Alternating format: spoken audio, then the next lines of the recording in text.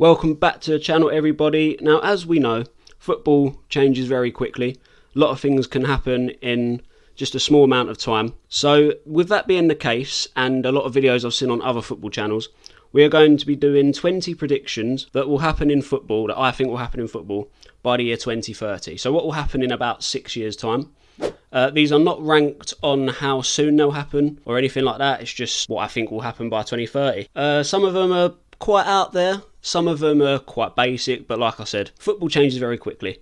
So without further ado, let's get into it. Well, the way things are going, it's probably going to happen very soon, probably this year or next. I've got Jude Ballon to win the Ballon d'Or.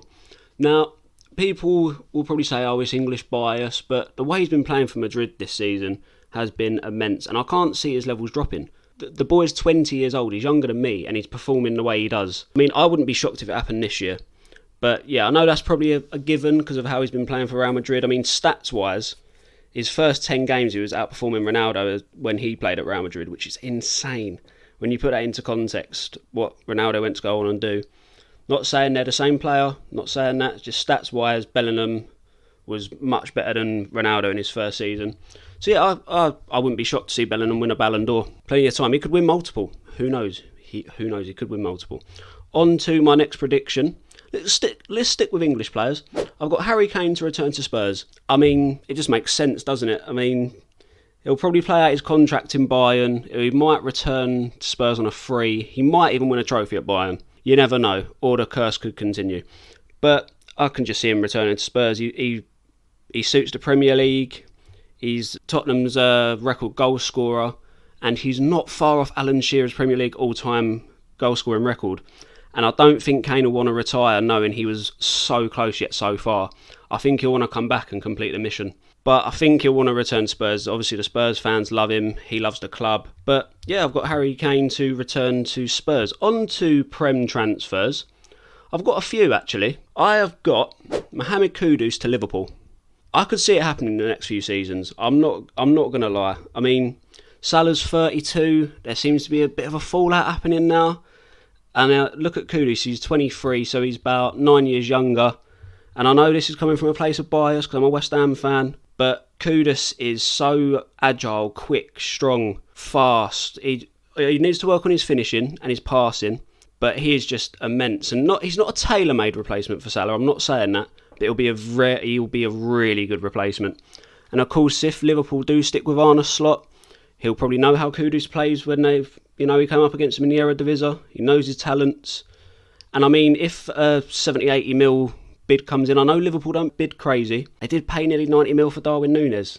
I know again, it's biased, but I'd rather pay that for Kudus. But yeah, Kudus to Liverpool, can see it happening. Right, another future Prem transfer I can see.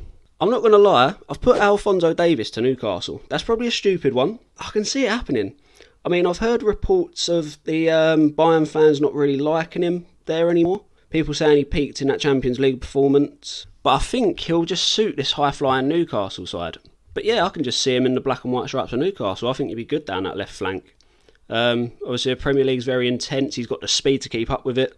To me, it just makes sense. So, regarding my Newcastle talks there, I've got them to sack Eddie Howe. When Man City got taken over, their manager was also English. It was Mark Hughes, I think. But I'm not saying they're the same person, Eddie Howe and Mark Hughes. I'm just saying there's parallels. So I think after about 2 or 3 seasons, Newcastle might give him the old chuck. I think they'll get him gone, which will be a shame because I really rate Eddie Howe as a manager. So this one's a sort of 2-in-1. I think if he gets sacked by Newcastle, I think he'll then become England manager. Because there has been links of him as England manager. There's been him and Graham Potter linked. Of course, we know Southgate's leaving after the Euros. I wouldn't mind seeing that happen, personally, but there's still 6 years. Eddie Howe could stay for Newcastle his whole tenure. We don't know yet. It's 6 years in the future. Right, now we're talking of England. I've got them to win an international tournament. Again, bias, but surely it's got to happen at some point. If not this Euros, the next World Cup or the Euros after that, it's got to happen. And I think with Southgate leaving, like I mentioned, I think a more progressive manager will come in and the side will just click. And it's surely just a matter of time. I mean, you look at the talent we've got and the talent coming through as well. It's just insane. It's impossible to not win an international trophy with the teams we've got. I know it's happened before with like 2008 and 2006, but surely we've got to crack it this time. I think it's got to happen at some point. On to my next prediction. Let's go back to the Prem. People have probably predicted it anyway, but I've got Palace to be relegated. Not next season, just by 2030. A lot of how the clubs run and how I watch them, it reminds me of Sunderland. You know, they came up, they just middled about in like 13th to 14th, like not really doing anything. Now, after a few years, after a few stars left, their form just nosedived. And they was holding on for years and years and years, and then one day the needle dropped. And to be honest, I can see that with Palace. You know, I think once their good players leave, but once Mateta goes, Edouard goes, Elise, Eze, I can just see them dropping down. I mean, they've done well to stay where they are the whole time. I think they came up in 2011 or 2012. And to do what they've done, it's okay. But they haven't gone up that next level. And that happened with a lot of other clubs when they came up. They're just happy where they are. And one day, complacency will get the better of them. And I think they'll go down. I'm not going to say if they'll recover or not, but only time will tell. Another team I've got relegated. I'm probably going to get flack for this, but I've got Brighton. I've got Brighton to go down by 2030. It's just their transfer model, really. Obviously, they sell their big stars for big money, get in these little unknown gems. Like it's a good policy, but you can't do that forever. One day it will just plummet. It happened with Leicester. If people say in the comments, "Oh, Brighton are a well-run club," so were Leicester. Leicester won the Premier League. They're in Europe. That's another thing. I'm waiting for that. Oh, Brighton are in Europe. So were Leicester. They won the Prem in 2015. Now look, I know they've come back up now, but they're in the Championship. You can't keep selling your big stars for so long and just replace them with hidden gems. That only happens for so long. And I think one day it will catch up to them. De Zerbi won't be there forever. He seems to paint a frustrated figure. And I think they'll struggle to get new managers. Their systems won't click and eventually they'll go down. So, yeah, I've got Brighton and Palace to be relegated. Not in the same season, not anytime soon, but by 2030 I think they'll be Championship clubs. Right, sticking with the Premier League theme, I've got two teams to win the Champions League, and that is Chelsea and Newcastle. Now, hear me out. Chelsea have got more chance of doing it than Newcastle, in my opinion. I think they're playing really well under Pochettino right now, and they have said they are going to sell a lot of players in the transfer window, which they need to do for FFP purposes. And I just think give Pochettino time, just get rid of some dead wood, maybe bring in one or two players. Maybe Pochettino might be at the helm when they win it, or if they win it. But I think they'll have a pretty good squad by the time they win it. Like I said, we've got until 2030. Who knows what Chelsea will be like in 6 years? They could even win it in 3 years' time. Who knows? I just think it's a really good prediction. And it's likely. I mean, Chelsea have won it before with arguably weaker squads. When you think about the 2012 squad that beat Bayern Munich, player for player, is it as strong as this Chelsea team now? Maybe. I just think I can see Chelsea winning it again. And the second team I've got to win the Champions League from the Prem is Newcastle. They got Saudi backing. I just think once they get themselves sorted out like Chelsea, once they sort out their FFP, maybe Eddie Howe might be at the helm still, or he might be with England or another club. I can just see Newcastle winning it. Yeah, sticking with the Premier League still, I've got Man City to be found guilty and charged. Not possibly for all 115 charges, but I think they will face punishment. Obviously, I don't know the ins and outs of what they've done. I'm no lawyer. I'm not a genius. I think if Everton and Forest have been punished for it, Man City might be. I don't know what the charges are. I don't know how it all works. Like I said, I'm not a Premier League chief. I'm not a lawyer. But they keep saying the meeting for their future will be in the near future. I think it will be within 1 or 2 years, and I think they'll be found guilty and charged. How many points they'll get or relegations, we're yet to know. But I can just see it happening. My penultimate Premier League prediction is I've got Bournemouth to qualify for the Conference League. Now, I know some people on the internet are really gassing up Andoni Iraola, but he's done miracles for Bournemouth. You think, 6-7 years ago they were in League 2? And I know Eddie Howe done a lot to bring them up, I'm not disregarding that. But the way Iraola's come in, he's made Solanke a double-figure scoring Premier League goal scorer. He was tainted with the Championship player for years, and I can just see him doing it. Obviously, they're not on the same level as Villa. I'm not saying they're on the same level. But, Villa have done it. We've qualified for Conference. And I like Bournemouth. I want to see them do well. So I think Bournemouth will qualify for the Conference League. If they go on to win it, who knows? Like I said, it's 6 years down the line. Anything could happen. But yeah, I can just see it. And now we're on to my last Premier League prediction. I've got James Milner to manage a Premier League club. I think it's just written on the walls, to be honest. I mean, he's been playing in the league since 2002, so he knows the league in and out. It's how it's transitioned throughout the years. And they do say midfielders make the best managers. And James Milner has played fucking everywhere on the football pitch. He's played left back, right back, CDM, cam, centre mid, left mid, right mid. The man's a Swiss Army knife for positions, and I think that's going to play a lot for him into management. If he'll be successful, who knows? But I can just see him managing in the Prem. I can see him on the sideline. We're going to go down into the Championship now, but I've got Wrexham to be in the Championship playoffs. I can just see it. I mean, they're very well run. Normally when you get these big name owners, it's a publicity stunt, and that's what people thought it was, you know, when Ryan Reynolds and Rob McElhenney bought the club. But they care about the club. I mean, if you've seen the Welcome to Wrexham documentary, they're pouring their hearts and souls into this club, and you've got to rate it. They didn't need to do that. You know, they've rebuilt the ground, they've invested well. They know it's not going to be an easy task. They're ready for the task ahead, and I can just see them being in the Championship playoffs. If they get that promotion to the Prem, what a story it will be. But like I said, 20, 30, 6 years, a lot of things can change. My second Championship prediction is I've got Coventry to come up.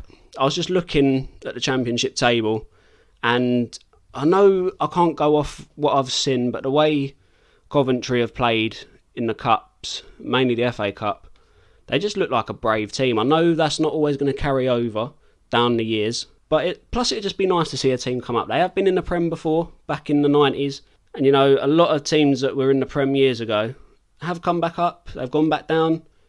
I can just see Coventry coming up. I think it'd be a nice change as well. I mean, if Luton can come up, a team that was in the conference about 5-6 years ago, I can see Coventry coming up. Let's move into Europe now for predictions. As what he's doing with Bayer Leverkusen right now is insane. I've got Xabi Alonso to win the Champions League. I mean, unless he's had one of the luckiest first terms as a manager ever, which I don't think he has done, I can just see him lifting a Champions League trophy, possibly with Real Madrid.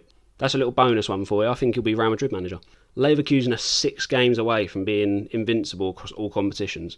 That's insane. I mean, even if they lose in the Europa League final or lose in one of their final few games, the feat he's done this season, you can't beat it. And yeah, it's not hard to imagine him lifting the Champions League trophy. Right, sticking with Europe, I've got Barcelona to be relegated from La Liga. I know, that's insane. I can feel the comments now. I can feel them. But we can't ignore their massive financial issues. I mean, they've got, over €1 billion debt, and they're still signing players. Trust me, financial regulations can really fuck teams. It's happened to a lot of teams in the Prem. I can think of one, Portsmouth, back in the early 2000s. Leeds. You know, financial regulations can hit a club hard. I think they'll be forced to sell all their players, and then I think they'll just drop down. They'll probably come back up, because it's Barcelona, we can't ignore that fact. But I just think the money's going to catch up to them. It'll be a big shock for the world of football, because obviously Barcelona are this massive football club. You know, the likes of the players they've had, likes Messi, Iniesta, Xavi, Ronaldinho. It'll be hard to see them like that, but big teams have gone down before. You know, you think of Juventus in, I think it was 2005. I know that's for different reasons, but it can happen. A club's never too big to go down. So, with sticking with Barcelona, my next prediction is kind of a sad one. I've got Lamine Yamal to end up like Ansu Fati. Let's think of how Ansu Fati started at Barcelona. Amazing performances, was touted to be a next big talent. I know the age difference is 2 years, because Yamal's 16 and Fati was 18. But yeah, I can just see it happening. I mean, it'd be sad, but you think Fati had this £1 billion release clause in his contract, he was going to be better than Messi, and now he's injury prone at Brighton. Like I said, football changes. And I can see, not the same extent, but I can see Lamine Yamal just dropping off in the next couple of years, or within the next 5. I mean, it'd be sad to see. Hopefully it doesn't happen. But I've just seen it loads of times with Wonder Kids. I've just seen it a lot. And I can't imagine this being any different. My penultimate prediction is Dortmund to win the Europa League. I don't know, I can just see Dortmund lifting the Europa League. I know they're doing well in the Champions League right now, but yeah, I can just see them winning the Europa League. I think worse teams have won it. I just think Dortmund are a good club as well. They do well in the Champions League, but I don't know why, I can just see them winning the Europa League. It'd be good if this prediction comes off. Why not? Dortmund to win the Europa League. And my last prediction is the collapse of the Saudi League. Now, I know what people are going to say. oh, the Saudis have got all this money. Yeah, so did China. I remember when the threat of China was meant to be the next league taking over. And within, I think, 18 months, 2 years, it was bust. All the players left, had to go to different clubs or retired. And I know they've got a seemingly endless stream of money, but that will run out at some point. I can just see it happening. You see a lot of players now are quite unsettled in there. There's no atmosphere. They're getting less crowds than League 1 teams do, League 2 teams do. There's just no pull there, especially for these players that want to, conquer Europe and win all these trophies. That's not going to happen in the Saudi League.